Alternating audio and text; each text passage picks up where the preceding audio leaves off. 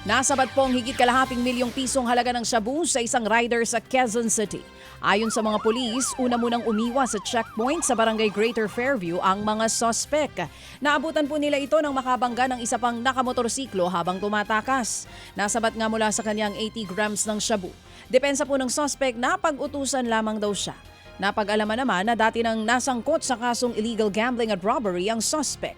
Sinampahan na po siya sa kasong paglabag sa Comprehensive Dangerous Drugs Act at disobedience to a person in authority. Nananatili namang mababa ang kalidad ng hangin sa Metro Manila habang patuloy pong nasusunog ang Navotas Sanitary Landfill. Base po sa monitoring ng Philippine Space Agency o PhilSA, mataas ang namomonitor na nitrogen dioxide sa Metro Manila mula po nang sumiklab ang sunog. Kung di tayo nagkakamali, magtatatlong linggo na po ito. Ibinibigay daw po ng PhilSA ang datos sa NDRRMC para agad na malaman ang mga lugar na nangangailangan ng tulong pagdating sa nasabing problema. Ang nitrogen dioxide, mga kapatid, ay pollutant na mula po sa mga sunog at usok.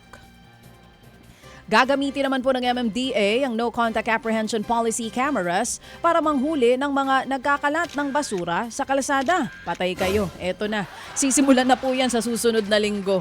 Oh, naku po, patay kayo. Gagamit din daw ng AI technology sa panghuhuli. Oras na mahuli sa cameras ang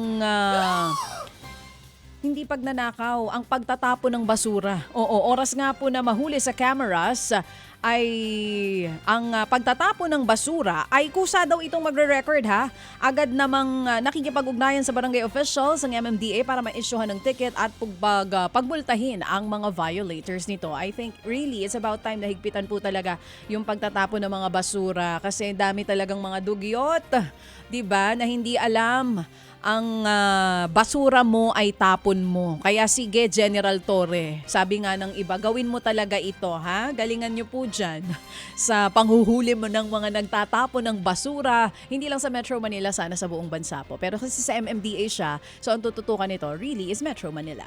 Mga kapatid, para sa iba pang mga balita at impormasyon, sundan nyo po kami sa X, Instagram, Facebook at syempre sa TikTok, True Network PH. Mag-subscribe din po kayo ha sa aming YouTube channel, True Network. May website din po tayo, truenetwork.ph at pwede nyo rin po kaming mapanood sa Channel 19 ng aming True FM TV. Lagi pa rin makinig sa radyo dito po sa 105.9 True FM dahil dito, laging po sa'yo, kapatid. Ito tayo sa totoo, tunay at tapat.